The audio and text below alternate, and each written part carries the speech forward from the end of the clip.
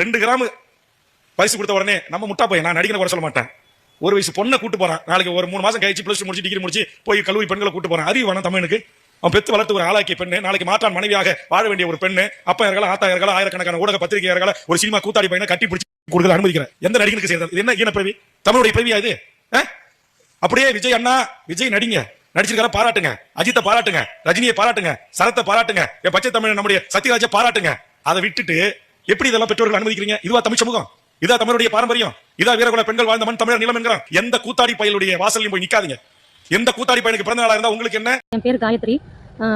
திமுக MLA Panruti MLA Velmurugan அவங்களுடைய மனைவி நான், முன்னாள் மனைவி நான். 1999 பிப்ரவரி 7 எங்களுக்கு கல்யாணம் ஆச்சு. இப்போ கருத்து வேறுபாடு காரணமாக நாங்கள் பிரிஞ்சிருக்கோம்.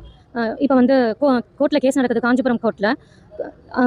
அவரோட கட்சியோட பேர் வந்து தமிழக வாழ் உரிமை கட்சி, அதாவது தமிழகத்துக்கே வாழ உரிமை வாங்கி தருவாராம். ஆனால் அவர் கல்யாணம் பண்ணிக்கிட்டு 20 வருஷத்துக்கு மேலே நான் வாழ்ந்தேன்.